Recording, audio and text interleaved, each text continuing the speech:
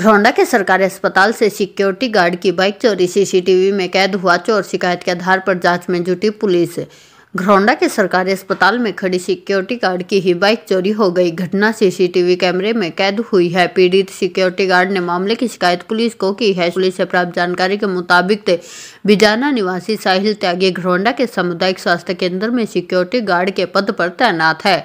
बीती 12 दिसंबर को वह अपनी बाइक से अस्पताल में पहुंचा था। उसने अपनी बाइक को इमरजेंसी वार्ड की बिल्डिंग के सामने खड़ा किया था, लेकिन जब वह दोबारा अपनी बाइक के पास पहुंचा तो उसे वहां पर बाइक नहीं मिली। बाद में उसने अस्पताल के सीसीटीवी कैमरों को चेक किया तो पाया कि एक युवक उसकी बाइक को ले जा रहा है। अस्पताल से निकलने के बाद चोर बाइक को डिंगर माजरा की तरफ लेकर गया है। पीड़ित साहिल ने मामले की लिखित शिकायत पुलिस को की है। जांच अधिकारी एसआई बहादुर सिंह ने बताया कि सरकारी अस्पताल से बाइक चोरी की शिकायत मिली है। सीसीटीवी फुटेज भी सामने आई है। सीसीटीवी फुटेज को भी चेक किया जा रहा है। शिकायत के आधार पर डीडीआर की गई है। बाइक की तलाश जारी है। घरौंडा में ड्राइविंग लाइसेंस और आरसी का कार्य बंद है। एसडीएम द्वारा कार्यभार न संभालने की वजह से अटके ड्राइविंग लाइसेंस और आरसी के कार्य, पब्लिक परेशान। आरसी और ड्राइविंग लाइसेंस के लिए घरौंडा के एसडीएम कार्यालय में जा रहे हैं तो अभी कुछ दिन ठहर जाइए, क्योंकि ड्राइविंग लाइसेंस और आरसी पर हस्ताक्षर करने वाले अधिकारी एसडीएम साहब ने अभी तक एसडीएम कार्यालय का कार्यभार नहीं संभाला है। एसडीएम द्वारा कार्यभार न संभालने के कारण लोगों को बार बार कार्यालय के चक्कर काटने पड़ रहे हैं। कर्मचारियों की कुर्सियां खाली हैं और जनता परेशान है। आपको बता दें कि 52 दिन तक एसडीएम के रूप में अपनी सेवाएं देने वाले आईएएस प्रदीप सिंह का तबादला हो गया। एसडीएम प्रदीप सिंह ने 8 दिसंबर को अपना चार्ज छोड़ दिया था।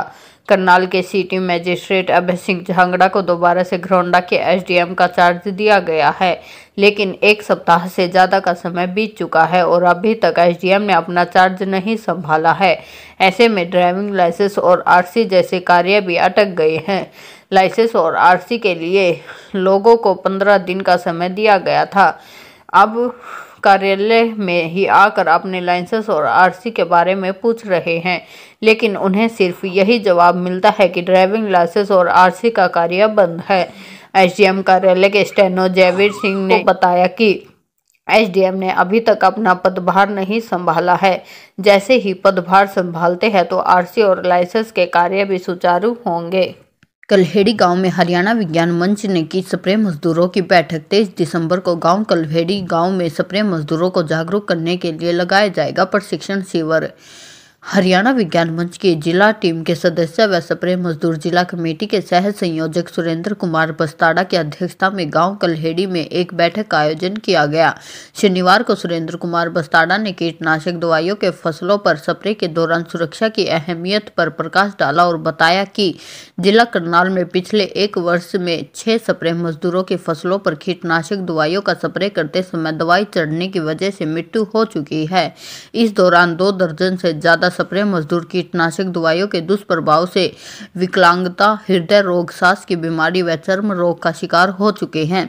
हम सबके लिए गंभीर चिंतन का विषय है कि स्प्रे मजदूरों के जीवन को कैसे सुरक्षित बनाया जा सके, जबकि स्प्रे मजदूर फसल बचाने के लिए अपने जीवन को जोखिम में डालकर देश के लिए अनाज उत्पादन में सहयोग कर रहे हैं, लेकिन कीटनाशक दवाई स्प्रे करते समय उसे सुरक्षा किट तक उपलब्ध नहीं कराई जा रही।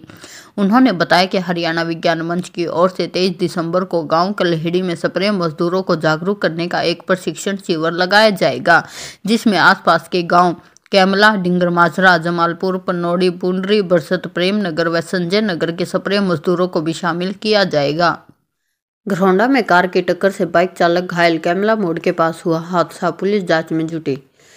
कैमला रोड के नजदीक सर्विस रोड पर एक बाइक की कार के साथ टक्कर हो गई। बाइक पर सवार एक युवक घायल हो गया। जानकारी के अनुसार शनिवार की देर शाम पानीपत के प्रकाश नगर में रहने वाला युवक रविंद्र पुत्र धर्मवीर अपने एक साथी सुरेंद्र के साथ बाइक पर सवार होकर करनाल से पानीपत की तरफ जा रहा था। कैमला मोड़ के पास बाइक कार से टकरा गई। हादसे में रविंद्र को गंभीर चोटें आई, जबकि सुरेंद्र को कोई चोट नहीं आई। हादसा होता देख आसपास के लोग मौके पर एकत्रित हो गए और घायल अवस्था में रविंद्र को घरौंडा के सामुदायिक स्वास्थ्य केंद्र में भर्ती करवाया, जहां पर डॉक्टरों ने प्राथमिक उपचार किया और उसे करनाल के सरकारी अस्पताल में रेफर कर दिया। लेकिन परिजन घायल को पानीपत के अस्पताल में ले गए। मामले की सूचना पुलिस को दी गई, जिसके बाद पुलिस मौके पर पहुंच गई। पुलिस मामले की जांच कर रही है। घायल के साथी सुरेंद्र ने बताया कि कार वाले ने सीधी टक्कर मारी है, जिससे उसका साथी रविंद्र घायल हो गया है। वही जांच अधिकारी नवीन कुमार ने बताया कि सड़क हादसे की सूचना मिली है। शिकायत के अनुसार ही कार्रवाई अमल में लाई जाएगी। घरौंडा के तकिया मार्केट में मिला चोरा गांव के राकेश का शव मानसिक तौर पर परेशान था। मृतक पुलिस ने शव को कब्जे में लेकर भेजा करनाल। घरौंडा शहर के पुराने गर्ल्स स्कूल के नजदीक एक व्यक्ति का शव बरामद हुआ है। पुलिस से प्राप्त जानकारी के मुताबिक शहर की तकिया मार्केट में स्थित पुराने गर्ल्स स्कूल के नजदीक कई घंटों तक एक व्यक्ति पड़ा हुआ था। चूंकि व्यक्ति के शरीर से शराब की दुर्गंध आ रही थी, इसलिए आसपास के दुकानदारों ने बयानदेखी कर दिया। व्यक्ति के हालात देखते हुए दुकानदारों ने पुलिस को सूचित किया, जिसके बाद एएसआई राजकुमार मौके पर पहुंचे।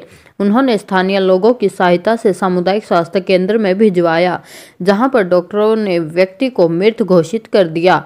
मृतक की शनाख्त नहीं हो पा रही थी। अनुमान लगाया जा रहा था कि मृतक चोरा गांव का रहने वाला था, जिसके बाद चोरा गांव के सरपंच को फोन किया गया और मृतक की शनाख्त की। मृतक के परिजन भी मौके पर पहुंच गए। मृतक की शनाख्त 45 वर्षीय राकेश अविवाहित पुत्र बुलाराम के रूप में हुई। सरपंच प्रमोद कुमार व परिजनों ने बताया कि राकेश मानसिक रूप से परेशान था और इधर उधर भटकता रहता था। शिनाख्त के बाद पुलिस ने शव को अपने कब्जे में ले लिया।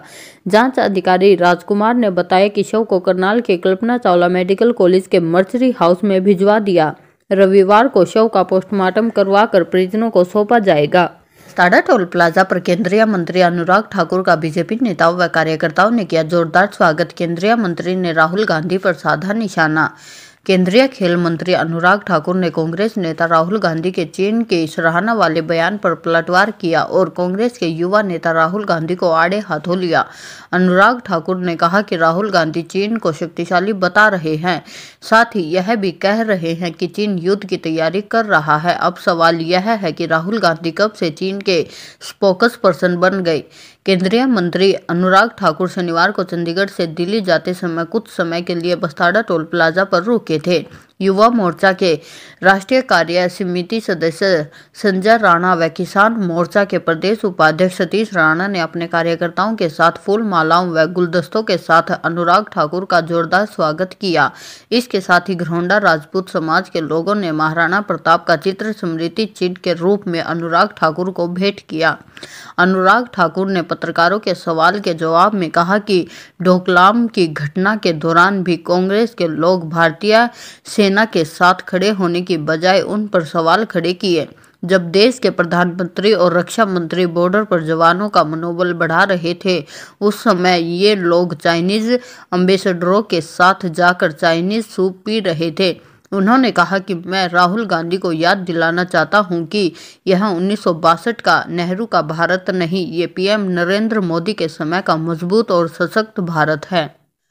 गन्ने की पेमेंट और रेट बढ़ोतरी की मांग को लेकर घरौंडा के विधायक हरविंद्र कल्याण के आवास के सामने धरने पर बैठे किसान सरकार के खिलाफ की नारेबाजी। विधायक को सौंपा प्रदेश मुख्यमंत्री के नाम ज्ञापन। भारतीय किसान यूनियन रतनमान ग्रुप ने शनिवार को घरौंडा के विधायक हरविंद्र कल्याण के आवास के सामने धरना प्रदर्शन किया और सरकार के खिलाफ नारेबाजी की। बाकियों ने विधायक हरविंद्र कल्याण को प्रदेश मुख्यमंत्री मनोहर लाल के नाम ज्ञापन सौंपा और सरकार तक उनका ज्ञापन पहुंचाने की मांग की। प्रदेश अध्यक्ष रतनमान ने कहा कि महंगाई बढ़ती जा रही है, लेकिन सरकार ने गन्ने के रेट तक नहीं बढ़ाए हैं। पंजाब सरकार ने गन्ने के रेट 380 रुपये प्रति क्विंटल कर दिए हैं, जबकि हरियाणा में गन्ने के रेट महज 362 रुपये प्रति क्विंटल ही है। पंजाब अब हरियाणा से आगे निकल चुका है, जबकि इतिहास रहा है कि गन्ने के रेट में हमेशा हरियाणा देश में पहले स्थान पर रहा है। ऐसे में किसानों को उनकी फसल के दाम भी कम मिल रहे हैं और दाम कम मिलने के बावजूद भी गन्ने की पेमेंट अभी तक किसानों के खातों में नहीं आई है। किसान परेशान है और सरकार सुन भी नहीं रही है। किसानों के बीच पहुंचे विधायक हरविंदर कल्याण को ज्ञापन सौंपा और किसानों ने अपनी बात को विधायक के सामने रखा। विधायक हरविंदर कल्याण ने कहा कि किसानों ने मुख्यमंत्री मनोहर लाल के नाम ज्ञापन दिया है, जिसको मुख्यमंत्री तक पहुंचा दिया जाएगा। सरकार हमेशा जनहित में कार्य करती आई है और किसानों की मांगों और समस्याओं के विषय में भी सरकार को ज्ञान है, इसलिए निश्चित रहे जल्द ही सरकार गन्ने की पेमेंट और रेट को लेकर फैसला लेगी।